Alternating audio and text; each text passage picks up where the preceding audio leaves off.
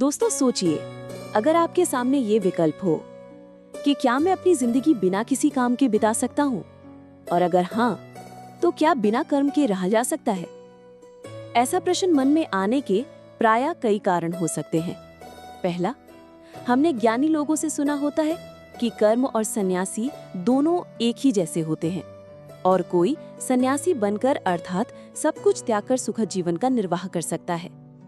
दूसरा, यदि कर्म करना ही सब कुछ है तो सन्यास लेने की क्या आवश्यकता है?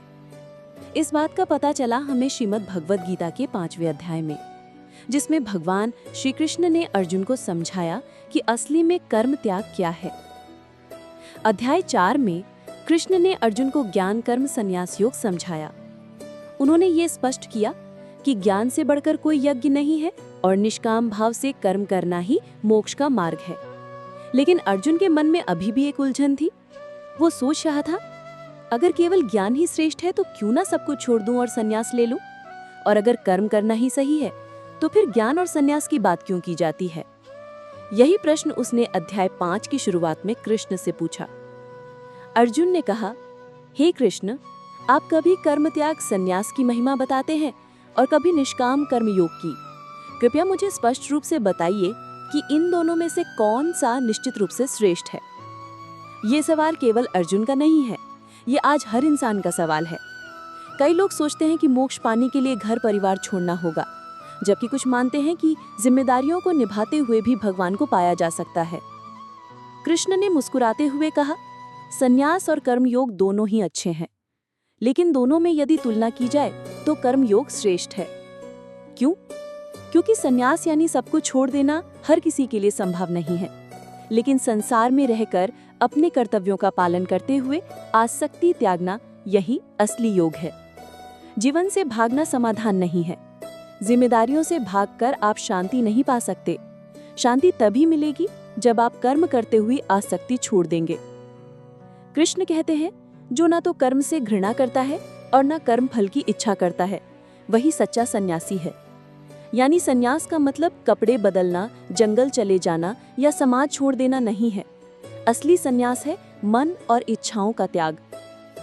आज कई लोग सोचते हैं कि मंदिर, मठ या आश्रम में चले जाना ही सन्यास है, लेकिन अगर अंदर से आपके मन में लालच, क्रोध और ईर्ष्या है तो वो सन्यास नहीं है। असली योग है भीड़ में रहकर भी मन को शांत रखना। कृष्ण कहते हैं, अज्ञानी सोचते हैं कि सन्यास और कर्मयोग अलग अलग हैं, लेकिन जो ज्ञानी हैं वे जानते हैं कि दोनों का लक्ष्य एक ही है। जो भी मार्ग अपनाता है अंततः वही ब्रह्म को प्राप्त करता है। मतलब ये है कि सन्यास और कर्मयोग अलग अलग रास्ते हैं, लेकिन मंजिल एक ही है।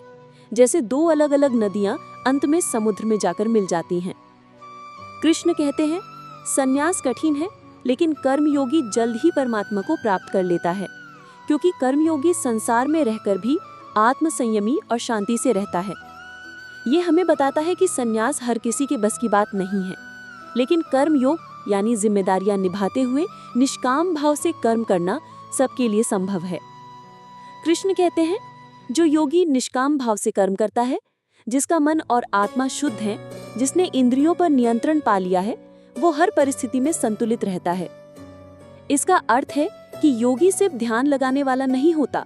योगी वो है जो कर्म करते हुए भी अपने मन को शांत रखता है।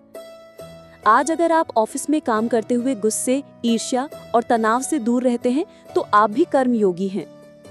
कृष्ण कहते हैं, ज्ञानी व्यक्ति ये नहीं सोचता कि मैंने कुछ किया है, मैंने कुछ भोगा है, मैंने कुछ अच्छा किया या मैंने कुछ बुरा किया। वो जानता है कि ये सब केवल इंद्रियों का काम है, आत्मा तो अछूती है। यानी सच्चा योगी अहंकार से मुक्त है। वो कर्म करता है लेकिन मैं और मेरा का भाव छोड़ देता है।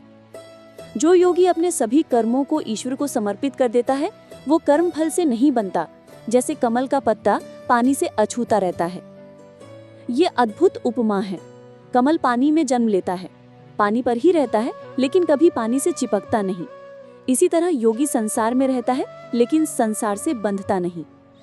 अगर हम अपने काम, पढ़ाई या व्यापार को ईश्वर को अर्पित कर दे तो तनाव, चिंता और असफलता का डर खत्म हो जाएगा।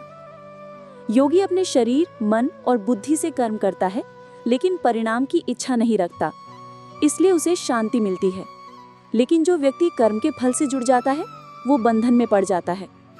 यानी फल की आसक्ति ही दुख का कारण है। अगर आप परीक्षा में केवल अच्छे अंक पाने के लिए पढ़ते हैं तो हर वक्त तनाव रहेगा, लेकिन अगर आप सिर्फ सीखने के लिए पढ़ते हैं तो न केवल आनंद आएगा बल्कि परिणाम भी बेहतर होंगे। जो योगी मन और इंद्रियों को नियंत्रण कर लेता है और सभी कर्मों को त्याग कर केवल आत्मा में स्थित रहता है, वो न पाप से बनता है न पुण्य से। असली संन्यास का मतलब है जिम्मेदारियों से भागना नहीं बल्कि मन को नियंत्रित करना। आत्मा किसी का भी कर्म नहीं करती, न पाप कराती है न पुण्य। ये सब तो प्रकृति और इंद्रियों के माध्यम से होता है, लेकिन अज्ञानवश मनुष्य सोचता है कि मैं ही करता हूँ। यानी असली कर्ता आत्मा नहीं है बल्कि शरीर और मन है। आत्मा तो सिर्फ साक्षी है, गवाह। जब भी हम कहते हैं मैंने ये किया, मैंने ये पाया, तो अहंकार में फंस जाते हैं। लेकिन जब समझते हैं कि सब ईश्वर की प्रेरणा से हो रहा है तो मन हल्का और शांत हो जाता है। जब मनुष्य को सच्चा ज्ञान मिल जाता है तो उसका अज्ञान उसी तरह मिट जाता है जैसे सूरज की रोशनी अंधकार को दूर कर देती है। मतलब यह है कि ज्ञान सबसे बड़ा दीपक है। अज्ञान में हम सोचते हैं कि मैं ही सब कुछ कर रहा हूँ, लेकिन ज्ञान मिलने पर समझते हैं कि आत्मा शुद्ध है और ईश्वर ही सब करवाते हैं। कृष्ण कहते हैं, जिसका मन केवल ईश्वर पर टिका है, जो केवल परमात्मा को ही अपना लक्ष्य मानता है, उसका अज्ञान नष्ट हो जाता है और वो दिव्य ज्ञान से प्रकाशित हो जाता है। मतलब जब हमारा फोकस सिर्फ ईश्वर पर होता है तो हमें दुनिया की चीजें भ्रमित नहीं कर पाती। जैसे मोबाइल का नेटवर्क टावर से जुड़कर ही काम करता है, वैसे ही मन जब भगवान से जुड़ जाता है तो जीवन में सही सिग्नल मिलता है। ज्ञानी व्यक्ति ब्राह्मण, गाय, हाथी, कुत्ते और चांडाल सबको समान दृष्टि से देखता है। ये बहुत गहरी शिक्षा है। सच्चा ज्ञानी किसी को ऊंचा नीचा नहीं मानता, बल्कि हर प्राणी में आत्मा और ईश्वर का अंश देखता है। लाइफ लेसन, अगर हम भी सबको समान दृष्टि से देखें, जाति, धर्म, अमीरी, गरीबी से परे, तो दुनिया में झगड़े और भेदभाव खत्म हो जाएंगे। कृष्ण कहते हैं, जिसने समान दृष्टि प्राप्त कर ली वो जन्म मृत्यु के बंधन से मुक्त हो जाता है। ऐसा व्यक्ति सुख दुख में, लाभ हानि में, सम्मान अपमान में सदैव स्थिर रहता है। यही असली शांति है, परिस्थितियों से ऊपर उठ जाना। अगर बिजनेस में घाटा हुआ तो भी शांत रहना, अगर सफलता मिली तो भी अहंकार में न डूबना। यही संतुलन योग का लक्षण है। योगी बाहरी वस्तुओं में सुख नहीं ढूंढता, क्योंकि बाहरी सुख क्षणिक है और दुख का कारण बनता है। वो अपने अंदर स्थित आत्मा में ही आनंद पाता है। ये सबसे बड़ा जीवन मंत्र है। इंद्रिय सुख जैसे स्वादिष्ट भोजन, मनोरंजन, ऐश्वर्य, ये सब अस्थायी हैं, लेकिन आत्मिक आनंद स्थायी और अटूट है। मेडिटेशन, भजन, सेवा और ध्यान में जो शांति है वो किसी बाहरी सुख से तुलना नहीं की जा सकती। जो योगी इच्छा और क्रोध पर नियंत्रण कर लेता है वही सच्चा सुख पाता है। ऐसा योगी बाहर से भी आनंदित दिखता है और भीतर से भी आनंद से भरा होता है। ये बताता है कि असली खुशी अंदर से आती है, न कि बाहर की परिस्थितियों से। जो योगी आसक्ति और वासनाओं से मुक्त है, जो करुणा और करुणा भाव से भरा है, वो परम आनंद को प्राप्त करता है। जो व्यक्ति इच्छा, क्रोध और लोभ को जीत लेता है वो इस जीवन में भी शांति का अनुभव करता है। यानी मोक्ष केवल मरने के बाद नहीं मिलता, बल्कि जीवन जीते जी भी मोक्ष का आनंद लिया जा सकता है। कृष्ण यहाँ ध्यान का रहस्य बताते हैं।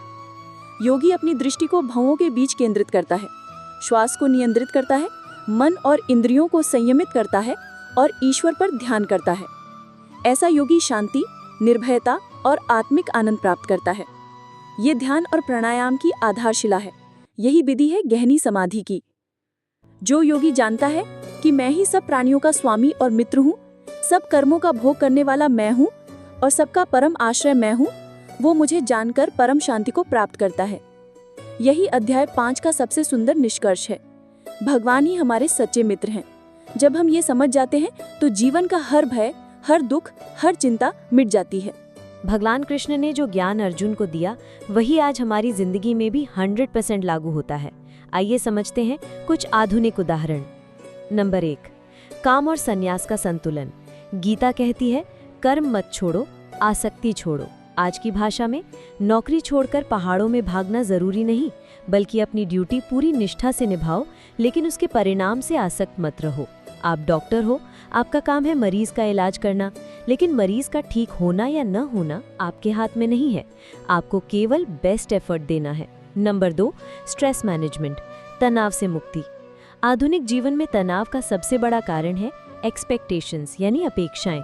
कृष्ण कहते हैं फल की आसक्ति मत रखो। अगर आप सिर्फ कर्म करेंगे और फल भगवान पर छोड़ देंगे तो तनाव अपने आप गायब हो जाएगा। नंबर 3, इक्वालिटी एंड ह्यूमैनिटी, समान दृष्टि।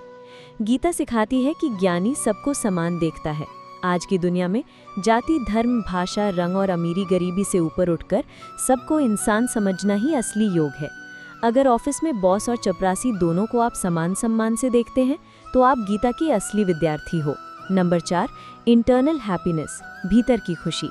गीता कहती है कि इंद्रिय सुख अस्थायी है, आत्मिक आनंद स्थायी है। आज लोग बाहरी चीज़ों, पैसा, कार, शोहरत में खुशी ढूंढते हैं, लेकिन असली शांति आती है मेडिटेशन, सेल्फलेस सर्विस और भगवान से जुड़ाव में। Number 5, anger and desire management, क्रोध और इच्छाओं पर नियंत्रण। कृष्ण कहते हैं जो इच्छा और क्रोध को जीत ले वही योगी है। आज का जीवन गुस्से और लालच से भरा है। अगर हम सेल्फ कंट्रोल सीख जाएं तो पारिवारिक जीवन, करियर और समाज सब बदल जाएगा। Number 6, meditation and mind power. Gita में वर्णन है कि योगी श्वास और दृष्टि को नियंत्रित कर ईश्वर पर ध्यान करता है। आज की भाषा में यही है प्राणायाम, मेडिटेशन, माइंडफुलनेस। अगर ये अपनाया जाए तो जीवन में मानसिक शांति, एकाग्रता और खुशहाली अपने आप आ जाएगी। अब आइए इस पूरे अध्याय से कुछ जिंदगी बदलने वाले सबक याद करें। नंबर 1, कर्म और संन्यास में संतुलन। कर्म मत छोड़ो, बस आसक्ति छोड़ो। नंबर 2, इक्वालिटी, सब में आत्मा और ईश्वर का अंश है, इसलिए सब समान है। नंबर 3, स्टे बैलेंस्ड, सुख दुख, हानि लाभ, सम्मान अपमान में स्थिर रहो। नंबर 4, सेल्फ कंट्रोल, इच्छा और क्रोध पर विजय पाओ। नंबर 5, ट्रू हैप्पीनेस, आत्मा में स्थित रहो, बाहरी सुख क्षणिक है। नंबर 6, मेडिटेशन इज पावर, ध्यान और प्राणायाम से मन पर विजय पाओ। Number 7, God is the ultimate friend, भगवान ही सबके परम मित्र और परम आश्रय हैं। अर्जुन ने युद्ध भूमि में जो संदेह पूछे थे कि क्या कर्म करना बेहतर है या संन्यास लेना, उसका उत्तर भगवान ने दिया कि दोनों का मार्ग एक ही सत्य की ओर ले जाता है, लेकिन जो व्यक्ति कर्म करते हुए फल की आसक्ति छोड़ देता है वही इस संसार में सबसे श्रेष्ठ योगी है। आज हम सबकी जिंदगी एक कुरुक्षेत्र है, कभी करियर का युद्ध, कभी परिवार का, कभी भावनाओं का, और इस युद्ध में जीतने का मंत्र सिर्फ एक है, कर्म करते रहो लेकिन फल भगवान पर छोड़ दो। याद रखो, भगवान ही सबके परम मित्र हैं, वही सच्चे आश्रय हैं। जब हम उनको अपनाते हैं तो जीवन में शांति, आनंद और सफलता सब अपने आप आ जाते हैं। दोस्तों, आपने अभी सुना गीता का अध्याय 5, कर्म संन्यास योग। सोचिए, अगर सिर्फ एक अध्याय से हमारी जिंदगी बदल सकती है तो बाकी अध्यायों में छिपा ज्ञान हमें कहाँ ले जाएगा। अगले वीडियो में हम लेकर आएंगे गीता का अध्याय 6, ध्यान योग, जहां भगवान कृष्ण सिखाएंगे कैसे मन पर विजय पाकर हम सबसे बड़े योगी बन सकते हैं। तो जुड़े रहिए हमारे साथ, क्योंकि हर अध्याय आपकी जिंदगी को नया मोड़ देगा। अगर आपको ये ज्ञान अच्छा लगा तो वीडियो को लाइक कीजिए, अपने दोस्तों के साथ शेयर कीजिए और चैनल को सब्सक्राइब करके बेल आइकन दबाइए ताकि अगला अध्याय सबसे पहले आप तक पहुंचे। याद रखिए, ज्ञान बांटने से बढ़ता है और गीता का ज्ञान पूरे समाज को बदल सकता है। तो चलिए मिलकर इस संदेश को हर घर तक पहुंचाते हैं।